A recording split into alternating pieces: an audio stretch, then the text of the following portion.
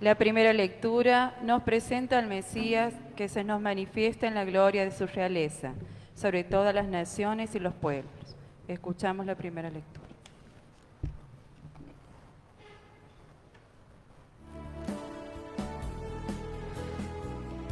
Lectura de la profecía de Daniel. Daniel continuó el relato de sus visiones diciendo: Yo estuve mirando hasta que fueron colocados unos tronos y un anciano se sentó. Su vestidura era blanca como la nieve y los cabellos de su cabeza como la lana pura. Su trono, llamas de fuegos, con ruedas de fuego ardiente. Un río de fuego brotaba y corría delante de él. Miles de millares lo servían y centenares de miles estaban de pie en su presencia. El tribunal se sentó y fueron abiertos unos libros. Yo estaba mirando en las visiones nocturnas y vi que venía sobre las nubes del cielo como un hijo del hombre. Él avanzó hacia el anciano y lo hicieron acercar hasta él.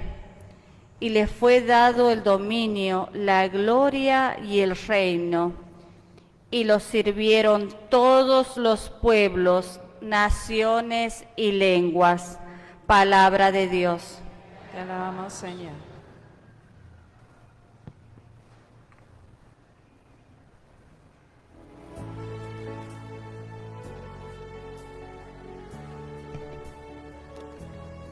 El Señor reina altísimo por encima de toda la tierra. El Señor Altísimo por encima de toda la tierra. El Señor reina, alégrese la tierra, regocíjense las islas incontables. Nubes y tinieblas lo rodean, la justicia y el derecho son la base de su trono. El Señor reina altísimo por encima de toda la tierra. Las montañas se derriten como cera delante del Señor, que es el dueño de toda la tierra.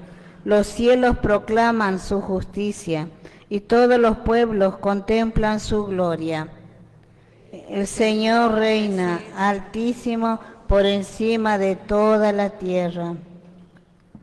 Porque tú, Señor, eres el Altísimo, estás por encima de toda la tierra, mucho más alto que todos los dioses. El Señor reina, alégrese la tierra. El Señor reina altísimo por encima de toda la tierra.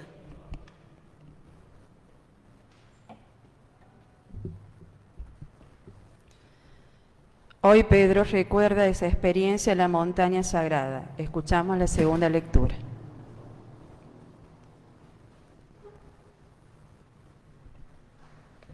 Lectura de la segunda carta del apóstol San Pedro. Queridos hermanos, no le hicimos conocer el poder y la venida de nuestro Señor Jesucristo basados en fábulas ingeniosamente inventadas, sino como testigos oculares de su grandeza. En efecto, Él recibió de Dios Padre el honor y la gloria, cuando la gloria, llena de majestad, le dirigió esta palabra: Este es mi Hijo muy querido, en quien tengo puesta mi predilección. Nosotros oímos esta voz que venía del cielo, mientras estábamos con Él en la montaña santa. Así hemos visto confirmada la palabra de los profetas, y ustedes hacen bien en prestar atención a ella, como una lámpara que brilla en un lugar oscuro hasta que despunte el día y aparezca el lucero de la mañana en sus corazones. Palabra de Dios.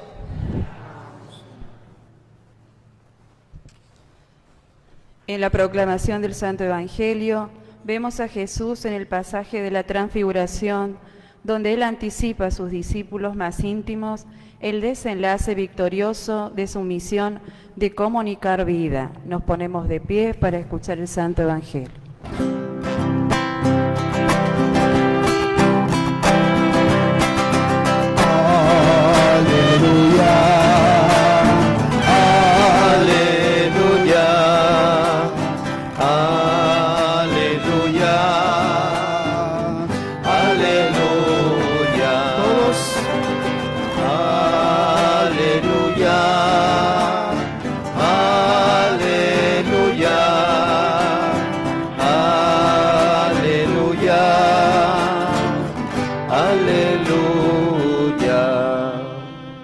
Este es mi Hijo muy amado, en quien tengo puesta mi predilección. Escúchenlo. Yo soy el maestro, yo soy el pastor, feliz quien me sigue y escucha mi voz. Aleluya. Aleluya.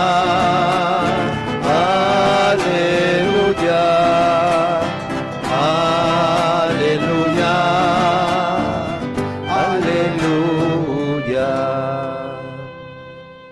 El Señor está con ustedes. Evangelio de nuestro Señor Jesucristo, según San Mateo. Jesús tomó a Pedro, a Santiago y a su hermano Juan y los llevó aparte a un monte elevado. Allí se transfiguró en presencia de ellos. Su rostro resplandecía como el sol y sus vestiduras se volvieron blancas como la luz. De pronto se les aparecieron Moisés y Elías hablando con Jesús. Pedro dijo al Señor: qué bien estamos aquí. Si quieres, levantaré aquí mismo 3 carpas, una para ti, otra para Moisés y otra para Elías.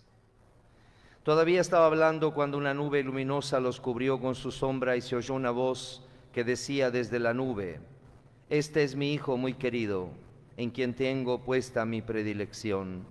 Escúchenlo. Al oír esto, los discípulos cayeron con el rostro en tierra, llenos de temor. Jesús se acercó a ellos y tocándolos les dijo: levántense, no tengan miedo. Cuando alzaron los ojos no vieron a nadie más que a Jesús solo. Mientras bajaban del monte, Jesús les ordenó: no hablen a nadie de esta visión hasta que el Hijo del Hombre resucite de entre los muertos. Palabra del Señor. Gloria a ti, Señor Jesús. Alabado sea Jesucristo. El 6 de agosto la Iglesia celebra la transfiguración del Señor, un evento que Mateo, Marcos y Lucas nos relatan en el contexto de la pasión de Jesús, antes de que Jesús padeciera la cruz. Por eso es importante que leamos el contexto. Antes del capítulo 17, en el versículo 26, dice San Mateo: Jesús comenzó a anunciar a los discípulos que debía ir a Jerusalén, sufrir mucho de parte de los ancianos, de los sumos sacerdotes y de los escribas, que debía ser condenado a muerte y resucitar al tercer día. Pedro lo llevó aparte y comenzó a reprenderlo diciendo: Dios no lo permita, Señor, eso no sucederá. Pero él, dándose vuelta, le dijo a Pedro: retírate, va detrás de mí, Satanás. Tú eres para mí un obstáculo, porque tus pensamientos no son de Dios, sino de los hombres. Palabra de Dios. Esta es la reprensión más dura que Pedro recibe de Jesús. Tan dura que lo trata de demonio, Satanás, muy fuerte. Tan fuerte que esta expresión, en latín se dice va de retro Satanás, va detrás de mí Satanás, la utilizan los exorcistas cuando increpan al demonio. ¿Por qué es tan fuerte esta expresión de Jesús contra Pedro? Porque Pedro se opone con su pensamiento, le dice: tus pensamientos son humanos, no son los de Dios. Yo tengo que pasar por la cruz. Y precisamente antes de pasar por el misterio de la cruz, en donde la divinidad de Jesús estará oscurecida por el misterio del mal, Jesús le muestra a los apóstoles su divinidad en esta teofanía. Es frecuente en la Biblia la montaña como lugar de revelación de Dios. Dios le da a Moisés en el Sinaí las tablas de la ley. Y también al monte Sinaí, Moisés sube con Aarón, Nadab y Abiú, tres. Tres son los apóstoles con los que Jesús sube al Tabor para mostrarles su gloria. El testimonio que hemos escuchado de Pedro en la segunda lectura. Así hemos visto confirmada la palabra de los profetas, y ustedes hacen bien en prestar atención a ella como una lámpara que brilla en un lugar oscuro hasta que despunte el día y aparezca el lucero de la mañana en vuestros corazones. Palabra de Dios. Jesús anticipa el misterio de su resurrección y lo anticipa de un modo teologal. Cuando bendecimos el cirio pascual, recordarán que nos acompañó durante 40 días, el tiempo de la Pascua. El sacerdote marca, hace algunas señales en ese cirio: Cristo, principio y fin, alfa y omega. A Él pertenecen el tiempo y la eternidad. Y en la transfiguración aparece el misterio del tiempo. Moisés y Elías representan el ayer, la historia de Israel. La ley y los profetas, los apóstoles es el hoy. Y la resurrección de Cristo es el futuro, que será después el presente en la persona de Jesús. Tenemos un santito moderno de este siglo, del milenio, millennial le dicen, Carlo Acutis. Carlo Acutis se encargó de hacer, entre otras cosas, un gran estudio sobre los milagros eucarísticos. Y curiosamente, digo curiosamente porque a la gente le han puesto en la cabeza de que la ciencia se opone a la fe. Totalmente falso, totalmente falso. En los milagros eucarísticos, que coinciden sobre todo en que la hostia se convierte en sangre,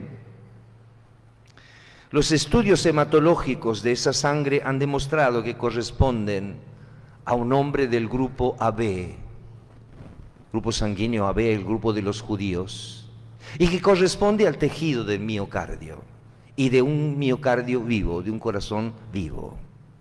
Todos los milagros eucarísticos coinciden en esto, y no es un cura o un obispo el que hace el análisis de la sangre, son bioquímicos, son profesionales que demuestran que científicamente esto es así. ¿Por qué digo esto? Porque en la transfiguración el tiempo se relativiza, porque en Dios no existe el tiempo, algo que es muy difícil de entender.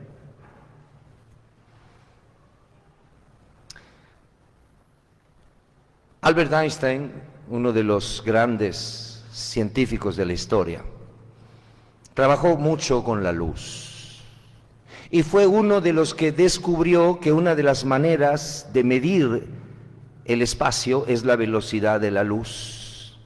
Lo más veloz que existe en el universo es la luz. Y precisamente uno de los protagonistas de la transfiguración es la luz.